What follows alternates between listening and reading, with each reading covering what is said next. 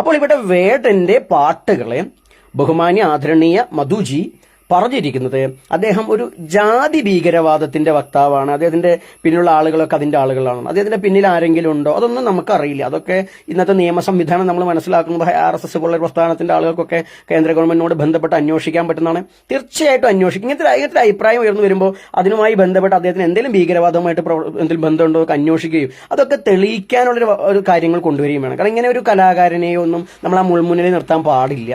കാരണം അത് തെറ്റായിട്ട് അദ്ദേഹം പോകുന്നുവെങ്കിൽ ഇപ്പോൾ തന്നെ നമ്മൾ മുളയിലെ നുള്ളുകയും വേണം. അതല്ല എന്നുണ്ടെങ്കിൽ അദ്ദേഹത്തെ ഒന്നും തേജോധനം ചെയ്യാൻ പറ്റില്ല. കാരണം ഒരു അടിസ്ഥാന വിഭാഗത്തിനൊരു സാധാരണക്കാരൻ എങ്ങനെയാണ് മുഖ്യധാരയിൽ എത്താൻ കഷ്ടപ്പെടുന്നതെന്ന് സ്വജീവിതം കൊണ്ട് ബോധ്യമുള്ള ആളാണ് നമ്മൾ. കാരണം നമുക്കൊന്നും ഈ നേരം വരെ ഒരാളുടെയും ഒരു തള്ളോ ഒരു രൂപയുടെ സഹായം ഉണ്ടായിട്ടില്ല.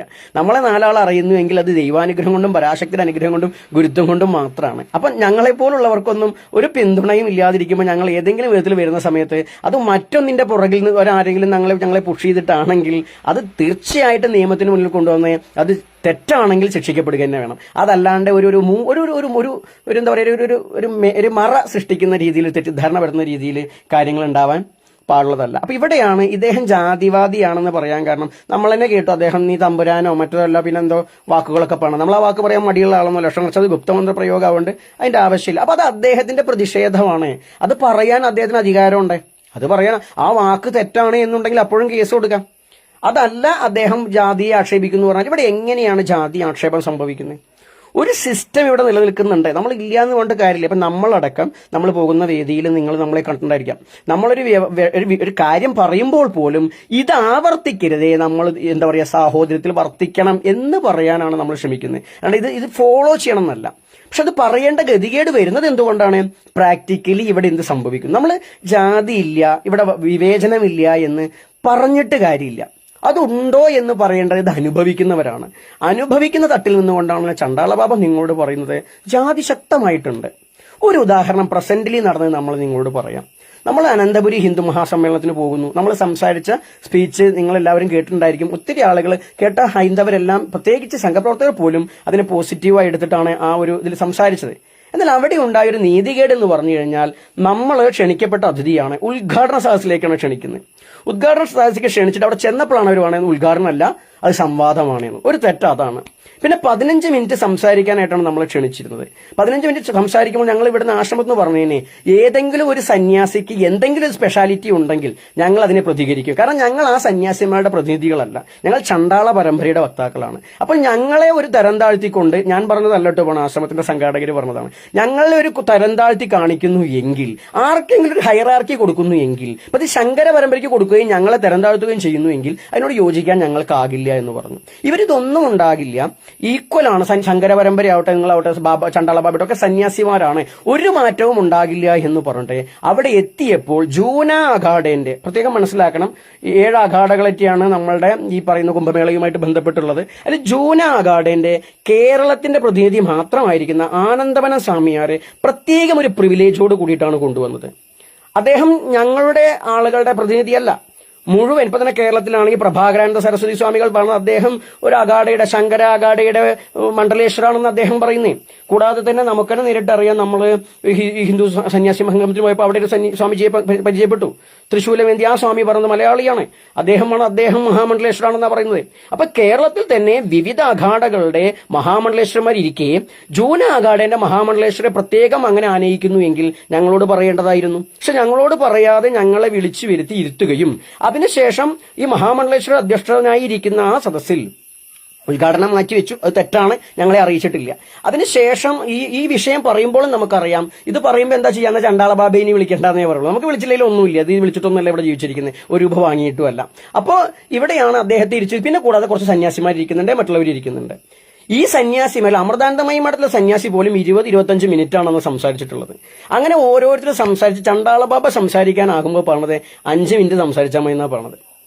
അതായത് അവിടെ എനിക്ക് സംസാരിക്കാൻ സമയം വേണ്ട. കാരണം എന്താ, ഞങ്ങളുടെ കാര്യം മറ്റുള്ളവർ പറയുന്നുവെങ്കിൽ, ഹിന്ദുക്കളായ ഞങ്ങളുടെ കാര്യം മറ്റുള്ളവർ പറയുന്നു എങ്കിൽ എനിക്ക് സംസാരിക്കാൻ അവസരം വേണ്ട ഒരു ആവശ്യമില്ല. ഞങ്ങളുടെ കാര്യം പറയുന്നില്ല. നിങ്ങളെന്നുണ്ടോ വെച്ചാൽ ഉണ്ട്. ഒരു സ്ത്രീയുടെ കാര്യം പറയാത്ത പുരുഷവേദിയിൽ സ്ത്രീക്ക് സംസാരിച്ചേ പറ്റുള്ളൂ. കാരണം അവരുടെ കാര്യം പറയുന്നില്ല. ട്രാൻസ്ജെൻഡറിന്റെ കാര്യം പറയേണ്ടിടത്ത് ട്രാൻസ്ജെൻഡറിന്റെ കാര്യം മറ്റുള്ളവർ പറയുന്നില്ലെങ്കിൽ അവർക്ക് പറഞ്ഞേ പറ്റൂ. ഇവിടെയാണ് അടിസ്ഥാന വിഭാഗങ്ങളുടെ കാര്യം ഒരിക്കലും തന്നെ ഹിന്ദു ആയിക്കൊണ്ട് പോലും അവരുടെ കാര്യം ആരും പറഞ്ഞിരുന്നില്ല. അപ്പൊ എന്താണ്ടായത്? അപ്പൊ സ്വാഭാവികമായിട്ട് നമ്മൾ ആ 15 മിനിറ്റ് ചോദിച്ചു, 15 മിനിറ്റ് സംസാരിക്കാൻ തുടങ്ങിയപ്പോൾ ഈ സമൂഹത്തിന് നേരിടുള്ള നീതികേടിനെ കുറിച്ച് നമ്മൾ സംസാരിച്ചപ്പോൾ 9ാമത്തെ മിനിറ്റിൽ നമ്മളോട് തട്ടിക്കൊണ്ട് ഇത് നിർത്തൂ എന്ന് പറയുന്നത് അവതാരകനാണ്. അവതാരകൻ നിർത്താൻ പറഞ്ഞപ്പോഴാണ് നമ്മൾ ആ വീഡിയോ നിങ്ങൾ കേട്ടാൻ മനസ്സിലാകും. നമ്മൾ അപ്പുറത്തേക്ക് നോക്കിയിട്ട് നമ്മൾ ഇത് ഭിന്നിപ്പിക്കാൻ വേണ്ടി പറയുകയല്ല എന്ന് തുടങ്ങുന്ന 2 വരി അവസാനം പറഞ്ഞിട്ട് അങ്ങനെയാണ്. അപ്പോൾ എന്നതിന് ശേഷം ഈ അവതാരകൻ എഴുന്നേറ്റ് നിന്ന് പറയുകയാണ്, നമ്മൾ പറഞ്ഞ ചാതുർവർണ്ണ വ്യവസ്ഥ മാത്രമല്ലല്ലോ ഹിന്ദുമതം, കുലധർമ്മം ഉണ്ടല്ലോ. കുലധർമ്മത്തിൽ ശ്രേണീകൃതമായ മേലക്കോയ്മയും കീഴ്ക്കോയ്മയും ഇല്ലല്ലോ. അരയൻ അരയന്റെയും ഈഴവൻ ഈഴവന്റെയും നായർക്ക് നായരുടെയും നമ്പൂരിക്ക് നമ്പൂരുടെയും ഒരു വാല്യൂ ഉണ്ടെങ്കിൽ അവിടെ ആരും ഉയർന്നവരില്ലല്ലോ. അങ്ങനെയുള്ളപ്പോൾ അതല്ലേ ഹിന്ദു ധർമ്മത്തിന്റെ മാനദണ്ഡമായി എടുക്കേണ്ടത്. അല്ലാണ്ട് നമ്മൾ ഈ ബ്രാഹ്മണ ക്ഷത്രിയൻ വൈശ്യൻ ശൂദ്രൻ തിരിക്കുകയാണോ വേണ്ടേ? ശൂദ്രൻ ബ്രാഹ്മണനായാലും ശൂദ്രന്റെ അച്ഛൻ ശൂദ്രനായി തുടരുമ്പോൾ അവിടെ ഹയറാർക്കി സംവിധാനമില്ലേ? ഇതാണോ ഹിന്ദുവിന് വേണ്ടത്? ഈ കാലഘട്ടത്തിൽ കുലധർമ്മമല്ലേ?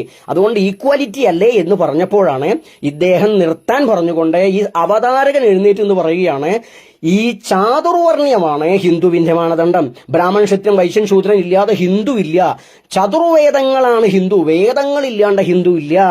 വേദോ അഖില ധർമ്മമൂലം എന്ന് കേട്ടിട്ടില്ലേ എന്ന് ചോദിക്കുന്നത് അവതാരകനാണ്. സന്യാസിമാരായിരിക്കുന്ന ഞങ്ങളോട് കേവല അവതാരകനായിരിക്കുന്ന ഒരു വ്യക്തിയാണ് പറയുന്നത്. ഞാൻ സംസാരിച്ചപ്പോൾ വേദോ അഖില ധർമ്മമൂലം എന്ന് കേട്ടിട്ടില്ലേ എന്നുള്ളത് നമ്മളത് കേട്ട ആളാണെന്നും ഇതിപ്പോൾ നമ്മൾ സംസാരിച്ചപ്പോൾ അദ്ദേഹം പറഞ്ഞു. എന്നാൽ അതിനു മുമ്പ് അമൃതാനന്ദമയി മഠത്തിലെ സന്യാസിയോട് പറഞ്ഞില്ല, മണ്ഡലേശ്വർ സംസാരിക്കുമ്പോൾ പറയുന്നില്ല. അതായത് ഞങ്ങളോട് അനീതി കാണിക്കുന്നു, ഞങ്ങൾ അറിവില്ലാത്തവരാണെന്ന് ഈ പറഞ്ഞവർ കരുതുന്നു. എന്നിട്ട് അദ്ദേഹം ഇത് പറഞ്ഞ ചാതുർവർണ്ണത്തിലാണ് ഹിന്ദു, മറ്റെന്ത് ആശയമുണ്ടെങ്കിലും അത് ഞങ്ങൾക്ക് യോജിക്കാനാകില്ല. ആ സദസ്സിൽ ഒരു അവതാരകൻ പറയാം.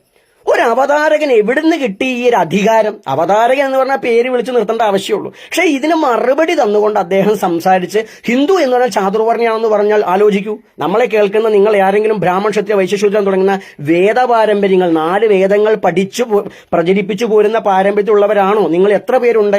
അപ്പൊ ഇല്ല എന്നുണ്ടെങ്കിൽ നിങ്ങൾ ഹിന്ദു അല്ല എന്നാണ് അനന്തപുരി ഹിന്ദു മഹാസമ്മേളനത്തിൽ ആ അവതാരകൻ പറഞ്ഞത്. അതിനെതിരെ ഒരു ഹിന്ദുവും എഴുന്നേറ്റ് നിന്ന് പ്രതിഷേധിച്ചില്ല. പക്ഷെ ചണ്ടാളബാബയ്ക്ക് പ്രതിഷേധം ഉണ്ടായിരുന്നു. ചണ്ടാളബാബ അവിടെ തന്നെ പറഞ്ഞിട്ടുണ്ട്, അതിനെ ശക്തമായി പ്രതിഷേധിച്ചിട്ടുണ്ട്. അത് നമ്മളെ ക്ഷണിച്ച ആളുകൾ നമ്മളോട് ക്ഷമാപണം നടത്തിയിട്ടുണ്ട്. അവരൊരു വാക്യം പറഞ്ഞു, ഞങ്ങളുടെ എല്ലാ അവതാരകന്റെ വാക്കാണ് അതെന്ന് പറഞ്ഞു. അപ്പൊ നമ്മൾ ചോദിച്ചു, അവതാരകനാണെങ്കിൽ അവതാരകനെ ആര് കൊടുത്തു ഈ അധികാരം? ആ അധികാരം എവിടുന്ന് കിട്ടി എന്നുള്ളത് എനിക്ക് മനസ്സിലായത് എന്റെ ഈ ആശ്രമത്തിന്റെ പ്രവർത്തകർ എന്ത് ചെയ്തു, അതിന്റെ നോട്ടീസ് ഒന്ന് കാണിച്ചു തന്നു. അപ്പൊ അവതാരകന്റെ പേരെന്താ ചോദിച്ചാൽ ശ്രീ ഉണ്ണികൃഷ്ണൻ നമ്പൂതിരി എന്നാണ്. അതാണ് ഇവിടുത്തെ ഹയറാർക്കി പ്രശ്നം. ഉണ്ണികൃഷ്ണൻ നമ്പൂതിരിയാണ് ചണ്ടാളബാബ എന്ന ക്ഷണിക്കപ്പെട്ട സന്യാസി വര്യനോ ഹിന്ദു ആചാര്യനായ വ്യക്തി സംസാരിക്കുമ്പോൾ നിർത്താൻ ഇടയിൽ കയറി പറയുന്നത്.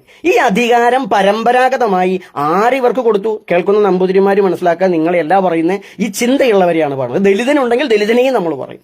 അതായത് ഞങ്ങൾ സംസാരിക്കുമ്പോൾ നിർത്തൂ എന്ന് പറയാൻ ഈ 2025 ഒരു ഹിന്ദു വേദിയിൽ ഒരു നമ്പൂതിരിപ്പാടിന് കിട്ടുന്ന ഒരു അധികാരം, കേവല അവതാരകൻ. അദ്ദേഹം വേദം പഠിച്ചാലും എന്ത് പഠിച്ചാലും അവിടെ സദസ്സിൽ ആചാര്യൻ നമ്മളാണ്. അദ്ദേഹം കേവല അവതാരകനാണ്. പക്ഷേ ഹിന്ദു സംവിധാനത്തിൽ ജാതി പ്രവർത്തിക്കുന്നു. ഒരു ഉദാഹരണം പറഞ്ഞാണ് ഇപ്പൊ നമ്മൾ ഇത്രയും നേരം